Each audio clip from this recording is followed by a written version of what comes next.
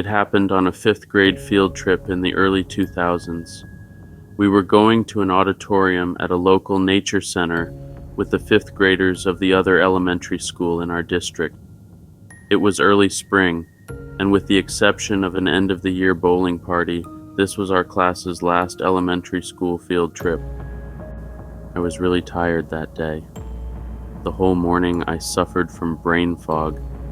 I remember entering a kind of detached euphoria during the bus ride, that kind of indifferent relaxation brought on by intermediate fatigue.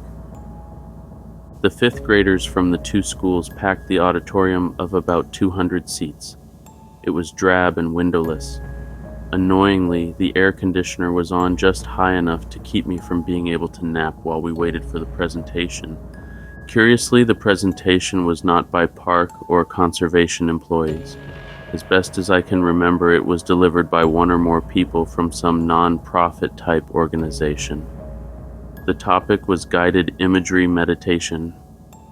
First, the presenters gave an overview of the practice and its utility. It basically involves picturing yourself in a specific environment and imagining interaction. The goal is to reduce stress and overcome negative emotions, or traumatic memories if that applies to you. Nature settings are commonly used, hence why we were at a nature center for this. After the introduction, we were taken outside to practice. We were told to close our eyes, breathe slowly, and try to listen intently to the natural outdoor sounds. The next step was to imagine ourselves in a warm wilderness setting. The speaker guided us through different locations, eventually leading us to a cave where there was a talking statue. We were told to decide whether to take the statue with us, then continue the meditation on our own. After this, we were shuffled back into the auditorium. I remember feeling a little weirded out. The reason why it was felt we needed this field trip was never made apparent. Looking back, I guess it may have been due to recent events such as the invasions of Iraq and Afghanistan. That's my best guess, and it still doesn't explain what happened later. Once we were settled down, we were shown a guided imagery video. In the background was relaxing woodwind music that we would broadly call ASMR today. A soothing male and female voice alternated narrative lines as fast-moving nature scenes played. At various points, the voices told us to close our eyes, breathe a certain way, or think certain thoughts. I was still feeling pretty tired and off-kilter. I was starting to get lightheaded and I needed to use the bathroom. Our teacher was in the middle of an eyes shut episode with everyone else, so being sat by the exit, I just got up and went without asking. I was in the restroom for probably 5 to 10 minutes. I felt a lot better as I finished up. I spent a couple minutes looking at nature paintings in the hallway before ducking back into the auditorium. I immediately became disoriented when I emerged from the antechamber to the gallery. The projector screen was now flashing. The background music had been replaced with what I think was an ascending shepherd tone mixed with static. Beneath this, I could hear what sounded like a human voice slowed to unintelligibility. On the screen, there was a sort of swirling vortex pattern in which rapidly changing video scenes flashed. Most went by too fast to make out clearly, but they were unsettling. Several seemed to show pulsating and bleeding flesh. One showed a skull being cut open, and the brain sliced down the middle. After a few moments, I looked around and saw that everyone else was just staring blithely at the screen, except one.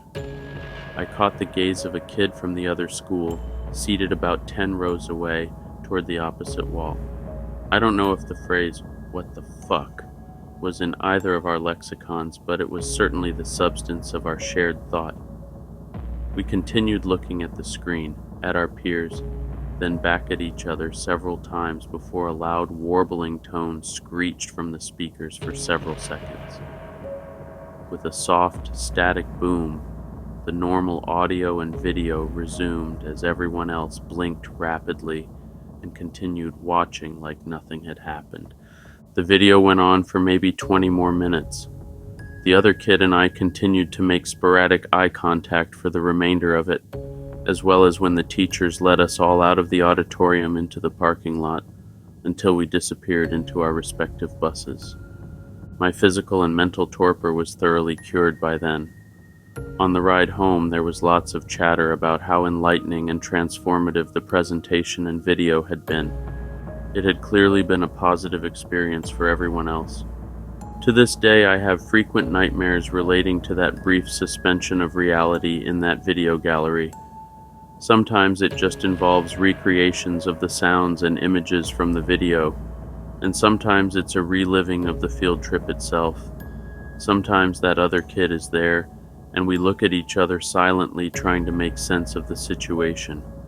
Often the dreams are semi-lucid, and it feels like my brain is trying to process subliminal information from the film, or someone is prying around inside my mind. Medication doesn't help. Therapy so far has helped very little. Recently, I decided to give guided imagery meditation a shot. It helps me relieve waking stress, but the nightmares persist. Moreover, when I try to apply the technique directly to that field trip experience, intrusive thoughts related to that part of the video I had walked in on take over. I wonder if it would be better or worse if I hadn't taken that bathroom break.